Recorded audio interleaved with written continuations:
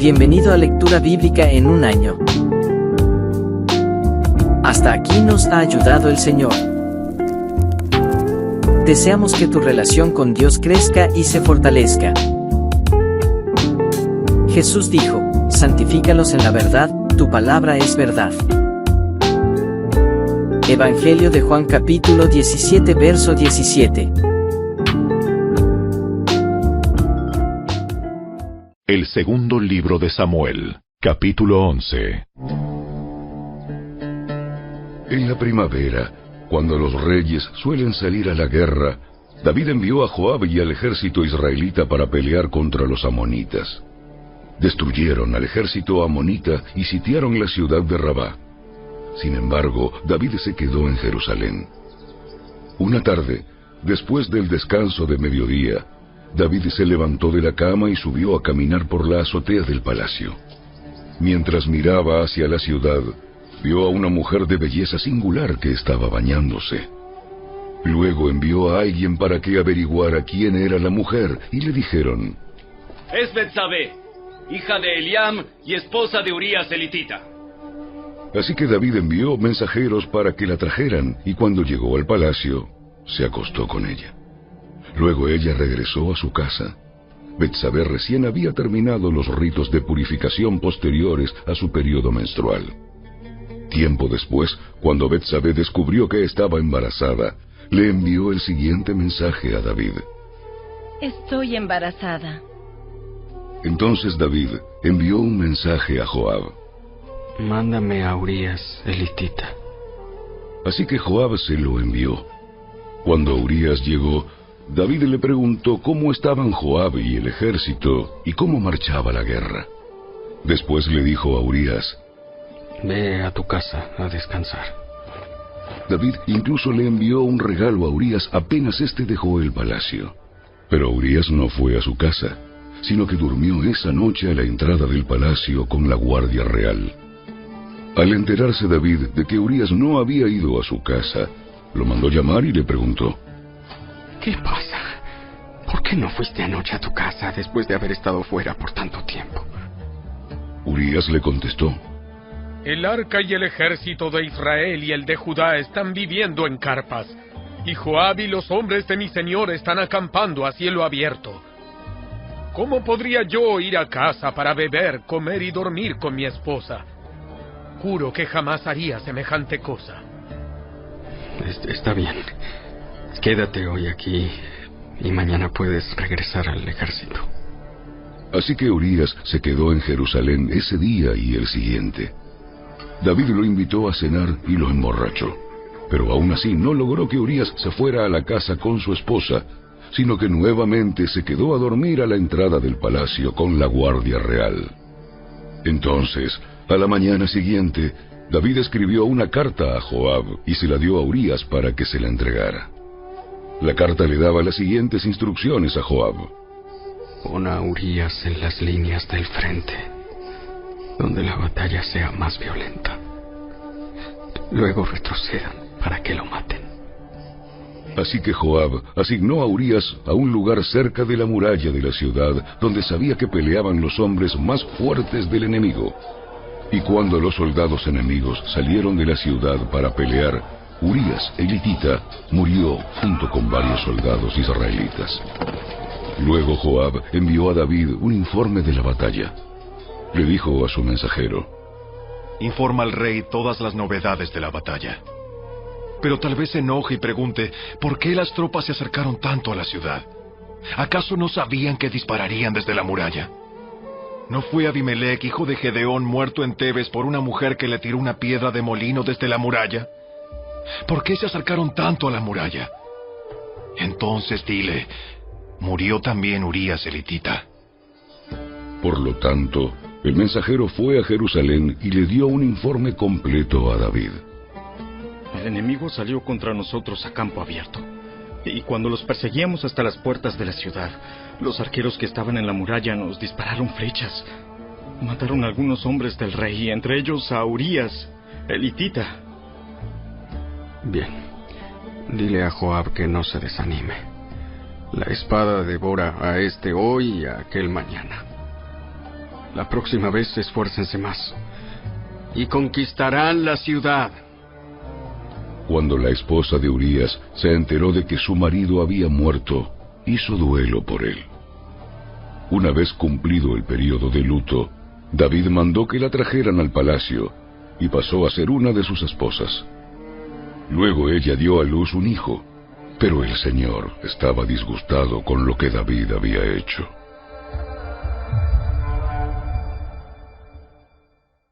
Capítulo 12. Por lo tanto, el Señor envió al profeta Natán para que le contara a David la siguiente historia. Había 2 hombres en cierta ciudad. Uno era rico y el otro pobre. El hombre rico poseía muchas ovejas y ganado en cantidad. El pobre no tenía nada, solo una pequeña oveja que había comprado.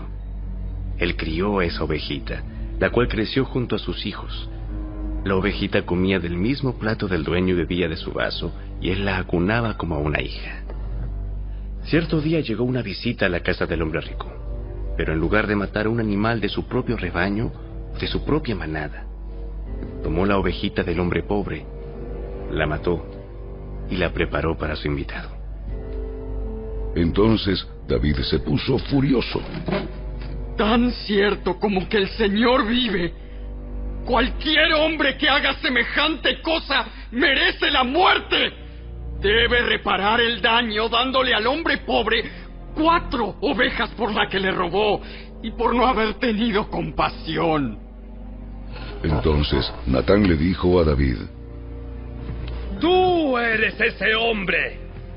El Señor, Dios de Israel, dice: Yo te ungí rey de Israel y te liberé del poder de Saúl. Te di la casa de tu amo, sus esposas y los reinos de Israel y Judá. Y si eso no hubiera sido suficiente, te habría dado más, mucho más. ¿Por qué entonces despreciaste la palabra del Señor e hiciste este acto tan horrible? Pues mataste a Urías el hitita con la espada de los amonitas y le robaste a su esposa. De ahora en adelante, tu familia vivirá por la espada, porque has despreciado al tomar a la esposa de Urías para que sea tu mujer. Esto dice el Señor: por lo que has hecho, haré que tu propia familia se rebele en tu contra. Ante tus propios ojos, daré tus mujeres a otro hombre, y él se acostará con ellas a la vista de todos. Tú lo hiciste en secreto, pero yo haré que esto suceda abiertamente, a la vista de todo Israel. Entonces David confesó a Natán: He pecado contra el Señor. Natán respondió: Sí, pero el Señor te ha perdonado y no morirás por este pecado. Sin embargo, como has mostrado un total desprecio por la palabra del Señor con lo que hiciste, tu hijo morirá. Después de que Natán regresó a su casa, el Señor le envió una enfermedad mortal al hijo que David tuvo con la esposa de Urías. Así que David le suplicó a Dios que perdonara la vida de su hijo, y no comió, y estuvo toda la noche tirado en el suelo.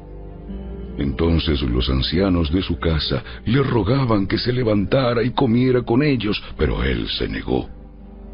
Finalmente, al 7º día, el niño murió. Los consejeros de David tenían temor de decírselo. No escuchaba razones cuando el niño estaba enfermo. ¿Qué locura hará cuando le digamos que el niño murió? Cuando David vio que susurraban entre sí, se dio cuenta de lo que había pasado. ¿Murió el niño? Sí, ya murió.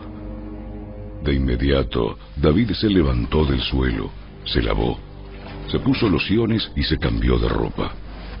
Luego fue al tabernáculo a adorar al Señor y después volvió al palacio donde le sirvieron comida y comió. Sus consejeros estaban asombrados. No lo entendemos. No lo entendemos. Mientras el niño aún vivía, lloraba y rehusaba comer. Pero ahora que el niño ha muerto, usted terminó el duelo y de nuevo está comiendo. Ayuné y lloré mientras el niño vivía, porque me dije, tal vez el Señor sea compasivo conmigo y permita que el niño viva. Pero, ¿qué motivo tengo para ayunar ahora que ha muerto? ¿Puedo traerlo de nuevo a la vida? Un día yo iré a él, pero él no puede regresar a mí. Luego David consoló a Betsabé, su esposa, y se acostó con ella. Entonces ella quedó embarazada y dio a luz un hijo, y David lo llamó Salomón. El Señor amó al niño y mandó decir por medio del profeta Natán que deberían llamarlo Jedidías, que significa amado del Señor, como el Señor había ordenado. Mientras tanto, Joab luchaba contra la ciudad de Rabá, la capital de Amón, y tomó las fortificaciones reales. Entonces Joab envió mensajeros a David para decirle: He peleado contra Rabá y he capturado el suministro de agua. Ahora traiga al resto del ejército y tome la ciudad. De lo contrario, yo seré quien la conquiste y reciba el reconocimiento por la victoria.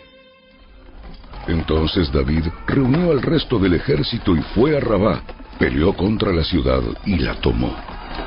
David quitó la corona de la cabeza del rey y la colocaron sobre la de él. La corona estaba hecha de oro con gemas incrustadas y pesaba 34 kilos. Además, David se llevó un enorme botín de la ciudad. También hizo esclavos a los habitantes de Rabá y los forzó a trabajar con sierras, picos y hachas de hierro y a trabajar en los hornos de ladrillos. Así trató a la gente de todas las ciudades amonitas. Luego David regresó a Jerusalén con todo el ejército.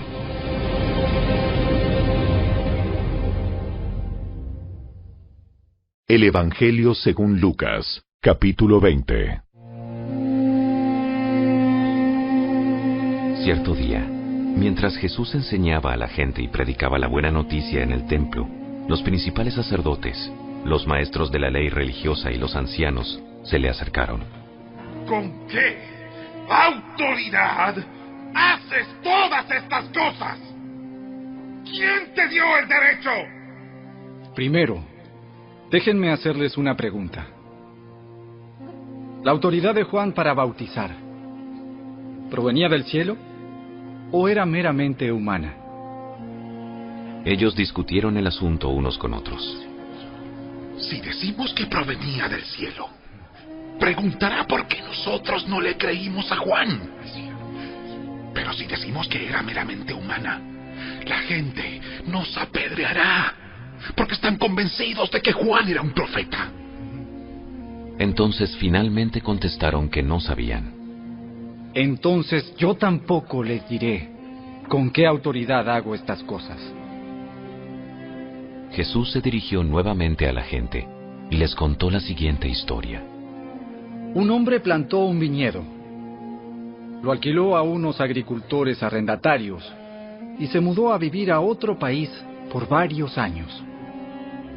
Llegado el tiempo de la cosecha de la uva, envió a uno de sus siervos para recoger su parte de la cosecha. Pero los agricultores atacaron al siervo, le dieron una paliza y lo mandaron de regreso con las manos vacías. Así que el dueño envió a otro siervo, pero a este también lo insultaron, le dieron una paliza y lo despacharon con las manos vacías. Entonces envió a un tercer hombre, a quien lastimaron y echaron a patadas. ¿Qué haré?, se preguntó el dueño. Ya sé, enviaré a mi querido hijo. Sin duda a él lo respetarán. Sin embargo, cuando los agricultores vieron al hijo, se dijeron unos a otros: aquí viene el heredero de esta propiedad. Matémoslo y nos quedaremos con la propiedad. Entonces lo arrastraron fuera del viñedo y lo asesinaron. ¿Qué creen ustedes que hará con ellos el dueño del viñedo? Les diré, irá y matará a esos agricultores y alquilará el viñedo a otros. ¡Oh! ¡Qué terrible que suceda algo así! Jesús los miró y les dijo: Entonces, ¿a qué se refiere la siguiente escritura? La piedra que los constructores rechazaron, ahora se ha convertido en la piedra principal. Todo el que tropiece con esa piedra se hará pedazos, y la piedra aplastará a quienes les caiga encima. Los maestros de la ley religiosa y principales sacerdotes querían arrestar a Jesús en ese mismo momento, porque se dieron cuenta de que contaba esa historia en contra de ellos, pues ellos eran los agricultores malvados, pero tenían miedo de la reacción de la gente. Esperando su oportunidad, los líderes mandaron espías que se hicieron pasar por hombres sinceros. Trataban de hacer que Jesús dijera algo que pudieran informar al gobernador de Roma para que lo arrestara. Maestro, sabemos que dices y enseñas lo que es correcto y no te dejas influir por lo que piensan otros. Enseñas con verdad el camino de Dios. Ahora dinos, ¿es correcto que paguemos impuestos al César o no? Jesús se dio cuenta de la trampa y dijo: Muéstrenme una moneda romana. ¿A quién pertenecen la imagen y el título grabados en la moneda? Al César. Al César. Bien. Entonces, den al César lo que pertenece al César, y den a Dios lo que pertenece a Dios. Así que no pudieron atraparlo por lo que decía en público. En cambio, quedaron asombrados de su respuesta y se callaron. Después se acercaron a Jesús algunos saduceos, líderes religiosos que dicen que no hay resurrección de los muertos. Le plantearon la siguiente pregunta: Maestro, Moisés nos dio una ley que dice que si un hombre muere y deja a una esposa sin haber tenido hijos, su hermano debe casarse con la viuda y darle un hijo para que el nombre del hermano continúe. Ahora bien, supongamos que había 7 hermanos. El mayor se casó y murió sin dejar hijos. Entonces el segundo hermano se casó con la viuda, pero él también murió. Luego el tercer hermano se casó con ella. Lo mismo sucedió con los 7, quienes murieron sin dejar hijos. Por último, la mujer también murió. Entonces dinos, ¿de quién será esposa en la resurrección? Pues los 7 estuvieron casados con ella. Jesús respondió: El matrimonio es para las personas aquí, en la tierra. Pero en el mundo que vendrá, los que sean dignos de ser levantados de los muertos no se casarán, ni se darán en casamiento, ni volverán a morir. En este sentido, serán como ángeles. Ellos son hijos de Dios e hijos de la resurrección. Ahora bien, en cuanto a si los muertos resucitarán, hasta Moisés demostró esto cuando escribió acerca de la zarza que ardía. Mucho después de que Abraham, Isaac y Jacob murieron, él se refirió al Señor como el Dios de Abraham, el Dios de Isaac y el Dios de Jacob. Por lo tanto, Él es Dios de los que están vivos, no de los muertos, porque todos están vivos para Él. Bien dicho, maestro. Bien dicho, maestro. Comentaron algunos de los maestros de la ley religiosa que estaban allí. Y después, nadie se atrevió a hacerle más preguntas. Entonces Jesús les planteó una pregunta. ¿Cómo es que se dice que el Mesías es hijo de David? Pues David mismo escribió en el libro de los Salmos: El Señor le dijo a mi Señor: siéntate en el lugar de honor a mi derecha, hasta que humille a tus enemigos y los ponga por debajo de tus pies. Si David llamó al Mesías Señor, ¿cómo es posible que el Mesías sea su hijo? Entonces, mientras la multitud escuchaba, se dirigió a sus discípulos y les dijo: Cuídense de los maestros de la ley religiosa, pues les gusta pavonearse en túnicas largas y sueltas, y les encanta recibir saludos respetuosos cuando caminan por las plazas.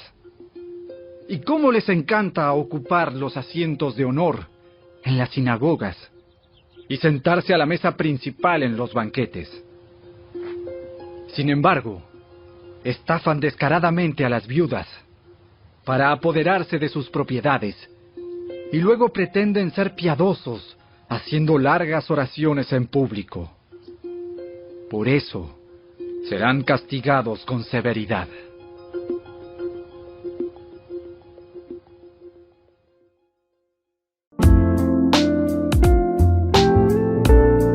Gracias por acompañarnos y suscríbete. Te esperamos el día de mañana. Para siempre, oh Señor, tu palabra está firme en los cielos. Salmo 119, verso 89.